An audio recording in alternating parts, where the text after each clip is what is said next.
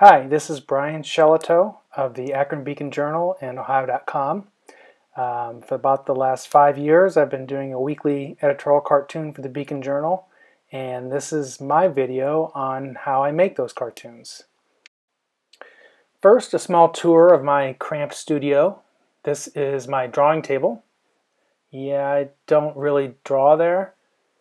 Over here is a vintage office desk with a board sticking out of the lap drawer.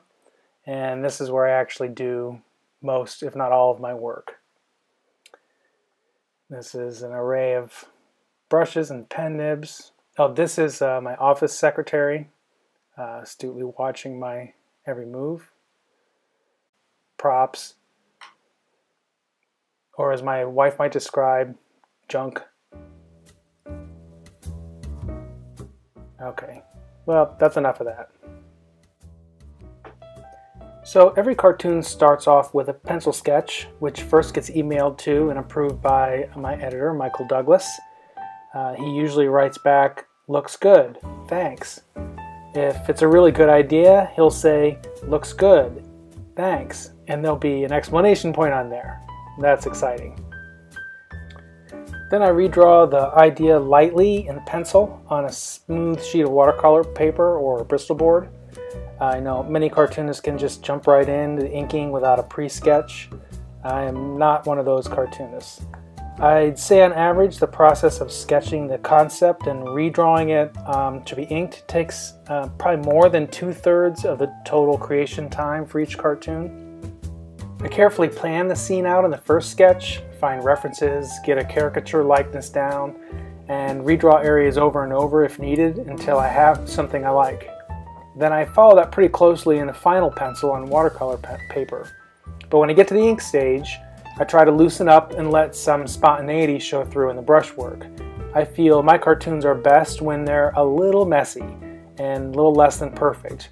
And I find that a much more interesting final result. This is all India ink here.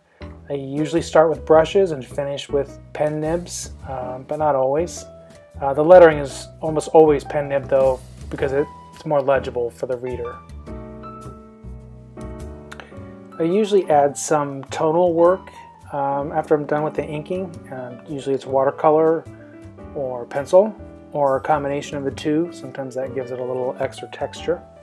By the way, this cartoon is about the former mayor of Akron coming back on Groundhog's Day to torment the current mayor, who's still stuck in a snowdrift from the big storm. Finally, a quick kneaded eraser, mostly over the lettering. I don't really mind pencil work showing through on the characters, but got to get that lettering nice and clean. And here we are, final piece with the ink, pens, and brushes that I used. And finally, this is the print-ready scan. It's been toned and corrected and is ready for newsprint. So that's it. Thanks for watching. You can find me on Twitter at Shellitoons, and you can see some of my older work. Thanks.